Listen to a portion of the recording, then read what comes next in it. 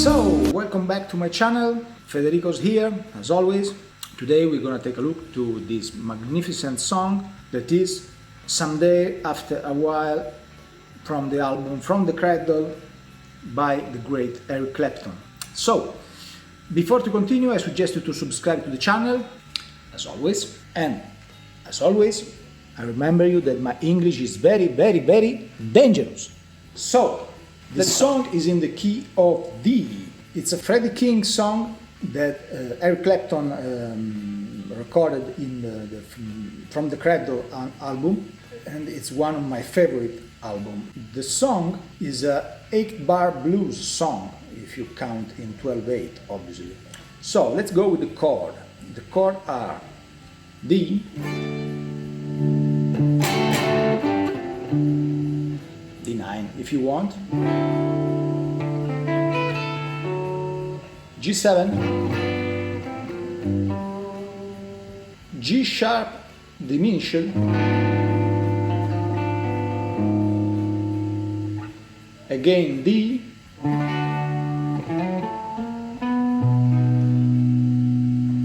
B7, but it's also very nice with B minor, so it's a little ambiguous.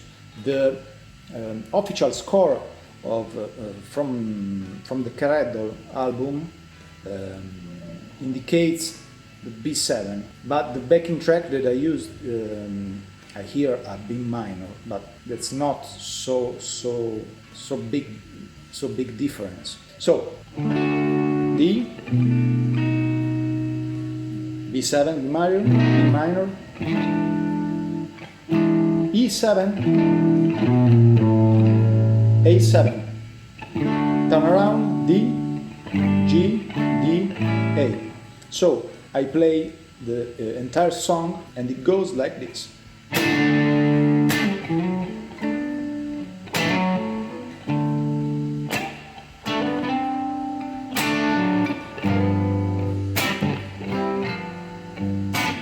G sharp diminished, D, B, B7, A7, D,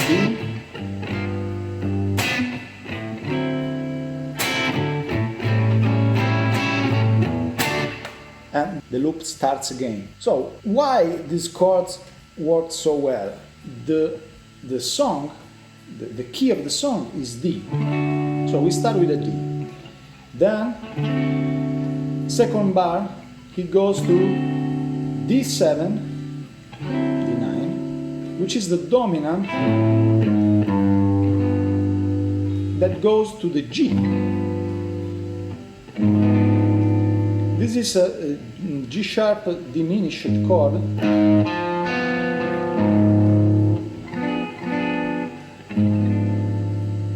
which is a sort of chromatism that recurs frequently in blues progression after the fourth chord, in this case after the G,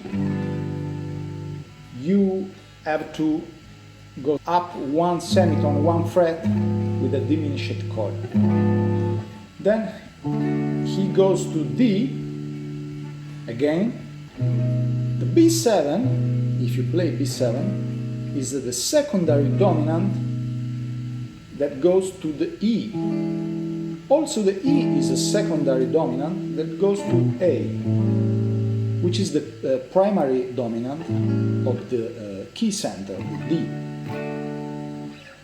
At the end we have a classic slow blues. About the improvisation, it's a very funny song, one of my favorites, even if it's not standard blues progression. The first part is pretty much 12-bar blues, D7, then G7.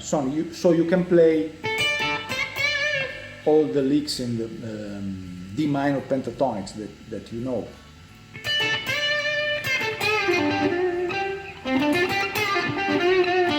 But the second part is a bit more complicated.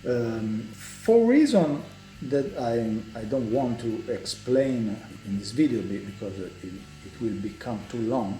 It's a blues, so you can play the whole loop, the whole chorus with the D minor pentatonic, like this.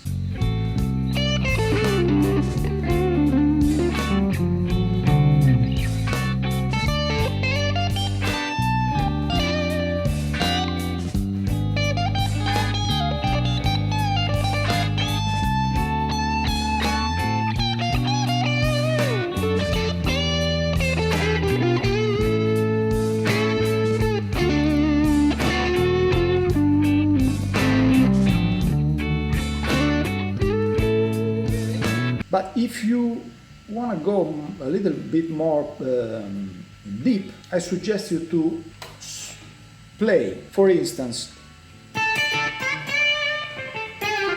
the first part just to the G sharp, D minor pentatonic. It works very well.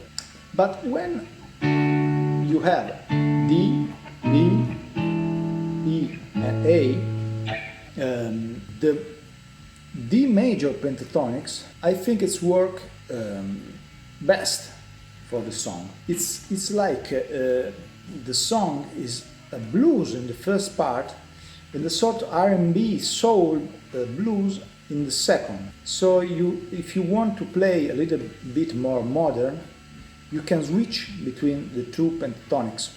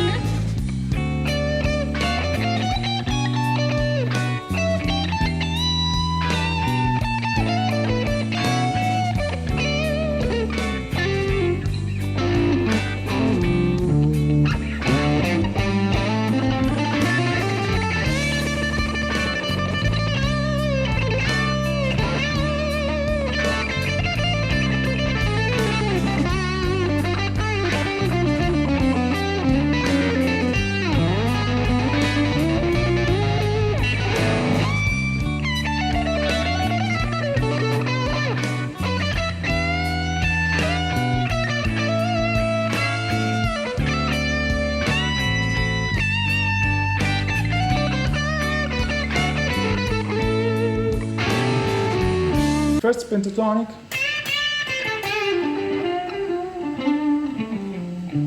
second pentatonic. It's a more of a happy sound. Obviously, if you can mix the two during the whole song, it's a very nice, it's a very good thing to do. But you can separate the two parts if you want, for an extra touch, modernity, chord like this. Regarding the G sharp diminished chord, you can play the D minor pentatonic if you want with some attention to it, but you can also play the G sharp diminished arpeggio, which is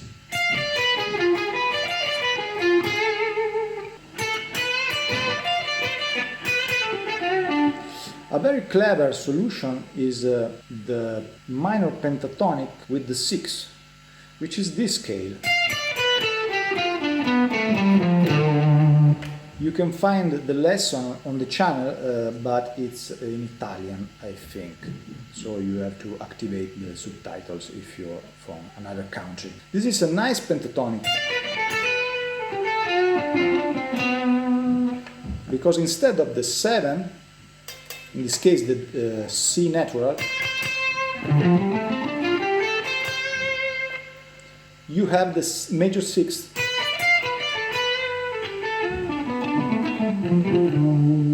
It's a scale very frequently used by Robin Ford or Scott Anderson. It's a bit more a modern sound. So if you put all these scales and arpeggios together, you can play very nicely on this tune. You can also play the arpeggios of the single chords every time they change. but I think it's a bit odd in a blues. You lose the whole harmony and spirit of the blues, but obviously you can do it, especially if you find the same chord progression in a more jazz-oriented song. Okay, so I hope that you like the lesson. See you next time.